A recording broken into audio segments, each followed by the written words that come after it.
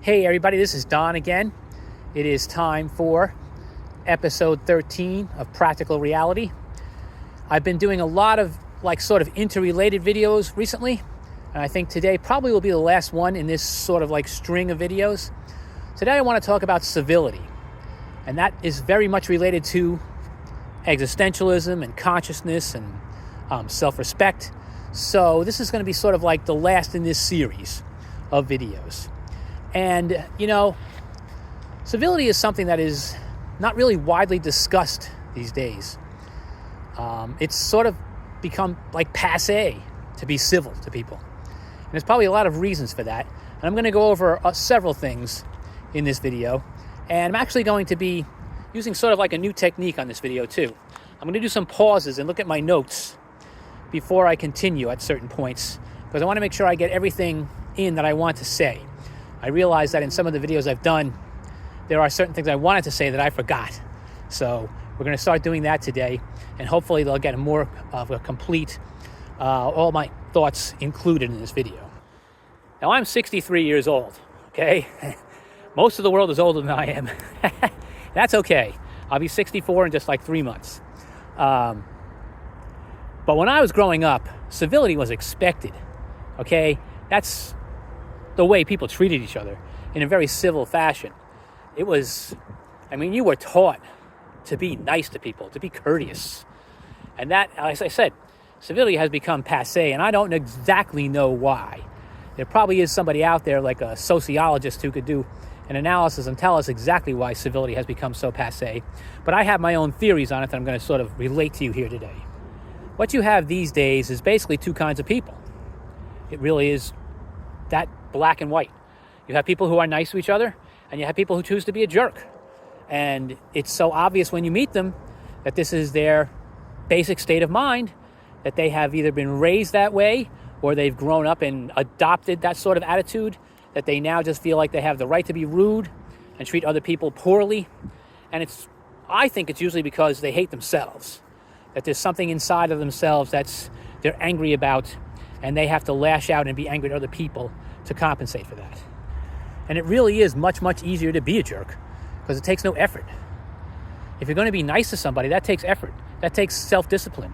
That takes looking at somebody and appreciating them for who they are, and then being able to accept them as they are and be tolerant.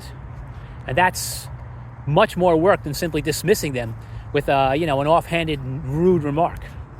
And I think that sort of ingrained rudeness and lack of self-discipline is a closely related condition to lack of self-respect.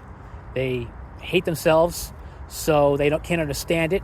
They don't understand why they're not the kind of person they want to be. They don't understand why they're not where they want to be in life. They are constantly bombarded with all the negativity that flows around you.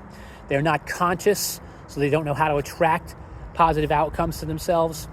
And they dismiss any notion that might help them to gain that type of consciousness, because their ego wants to be in control and wants to keep the status quo and is happy when they are angry. So that's why they are not willing to entertain the idea of change. They just live sort of in their own little angry bubble. And this lack of civility just appears in so many social situations. For instance, the most obvious one is road rage. When somebody cuts you off on the road, and I've done this myself before I was conscious and realized, how stupid this was. I've done this myself. You start screaming at somebody and you beep their horn and this kind of stuff. And what do? They flip you the bird. They give you the middle finger, as if that's supposed to be their revenge. Oh, yes. Well, F you. I'm right here. This kind of thing. That's the ego being completely in control. And that's a person who's living a completely unconscious life. And that is just so counterproductive. And there's no civility there whatsoever. There's not even a notion of civility there. And I have the feeling that civility has eroded. I shouldn't say the feeling, the theory that civility has eroded over a long period of time.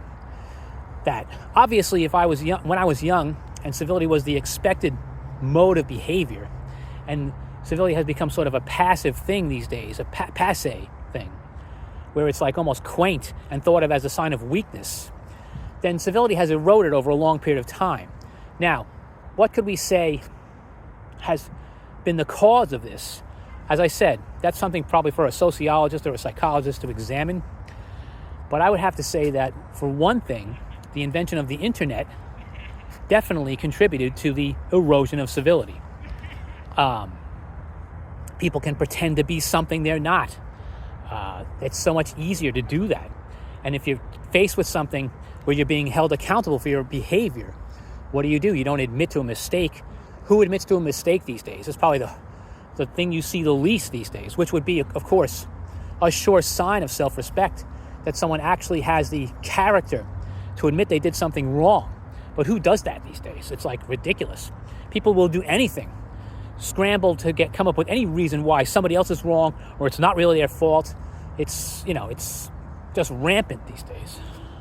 The term social distancing came into use during the pandemic, at the beginning of the pandemic. Keep 6 feet away from everybody. But in my opinion, that social distancing has been going on for a very, very long time.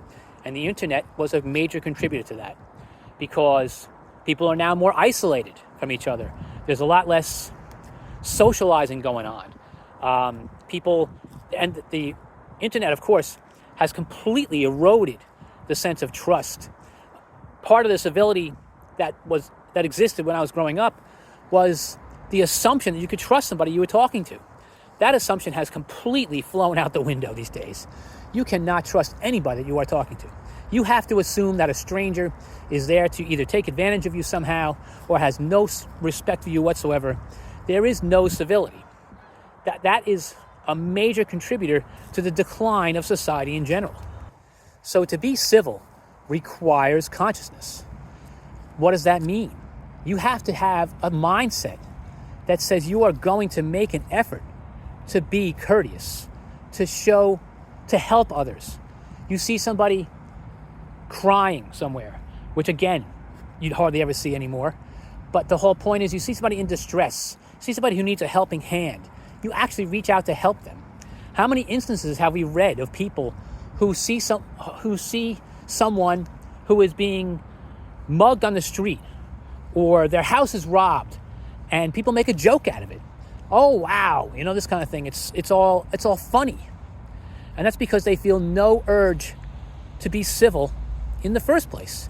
Civil discourse is an intelligent conversation held between two people who may have differing viewpoints, but are able to sit in a room and talk to each other without screaming or without dismissing one another, being able to respect each other's opinions and walk away knowing that, maybe we didn't come to an agreement, but at least we had an intelligent discussion that actually may have produced some new idea in somebody's head that may actually take seed and turn into something real in the future. And if you let your ego rule you and stick with the status quo, and you have this problem where you have difficulty being civil to others, then you are never going to make any progress. Your ego is your worst enemy. It is the sum total of all the negative experiences you've had in your life. And in order to overcome it, you first have to step away from it and recognize it for what it is. It's just like AA. The first thing you have to do is admit that there's a problem. And only upon that admission can you then take the steps to correct the problem. And that means being able to create the space in your mind to say, okay, this is my ego, and this is stopping me from making real progress as a human being. And only when you can do that, that's when you can create the space in your mind to separate your mind from your ego and recognize the ego for what it is, and then begin to correct the problem by fighting your own ego and sublimating it so that you can gain consciousness. The ego and consciousness cannot exist at the same time. You cannot be conscious and let your ego be in control. You have to be able to overcome your ego and achieve that consciousness that will allow you then to see people in a different light and be able to be kind and courteous and not see that kindness and courteousness as a weakness, because it is a strength. Being able to exercise that is a strength. That is a person that you show yourself as a mature, emotionally intelligent individual when you can be kind and courteous to people and not walk away feeling like, oh, somebody took advantage of me because I was nice to them. That is total garbage. So how are you going to actually take the time to develop this within yourself. Again, consciousness and presence. Another video I spoke about was about presence. If you can achieve that presence and be in the now, right now, and then you can realize what you've been doing wrong and how the world is flying by you and you don't have to be in that stream all the time. You can actually take a break and be in the now and realize that the world slows down when you do that. And then you can achieve a sort of sense of inner peace. And then you will realize that all the anger that you have and all the unnecessary insults and negativity that you encounter all the time are just other people who are letting their ego control them. Then you can realize that you have the power to take that within yourself and become something that you can be more proud of, something that contributes something positive to the world, someone that reaches out and actually helps others and becomes something that other people will want to emulate. That is what civility is all about. Building a civil society, a society that cooperates, a society that discusses, not a society that dismisses and insults. We have gotten so far from the people we were actually meant to be. It's unbelievable, and it's just accepted these days. No one wants to make the effort to turn it around. And it only takes a few people to actually make a difference. If you can sit with somebody and maybe form a group to talk about this kind of subject, then you can start making a difference in your own community. And I would love to see that kind of reaction. I would love to see that kind of action take place so that people actually sit together and talk and are able to be tolerant of each other and have a discussion where different viewpoints can be expressed without people being belittled for it. I'm actually a member of a men's team, and my membership on that team, it's only been like 3 or 4 months, actually inspires me to come out and make these videos because I sit with a bunch of gentlemen who are all from different backgrounds, different areas of the country, and we all come together and we talk to each other and we are honest with each other. We talk about different subjects, and if someone wants to say something to me that's maybe I might not like at face value, then I have to accept that and say, okay, that man is actually trying to help me. That constructive criticism is actually good for me. And that's what people have to accept. If you can learn to be civil, you'll realize that not everything you say has to be so hurtful, has to be so cutting. You can say something to somebody in a manner that actually makes sense to them and shows them that you care enough to try to help them improve. And that is just so important. People don't take the time to do that anymore. There was a time, I remember right after 9/11, there was like a 3-week period where people started being civil to each other. The country was so hurt. Everyone was so shocked that people took the time to actually start being civil to each other again. And I swear it lasted like 3 weeks. And then right after that, boom, people went back to being the same rude jerks that they've always been. And it's just not necessary. And it shouldn't have to take that kind of tragedy in this country to make it happen again. I just hope it doesn't. And I hope that someday before I pass away, that we do have a return to civility and that people can actually be with each other and actually have good conversations that help each other and build each other up instead of tearing each other down. Thank you for taking the time to listen to this video.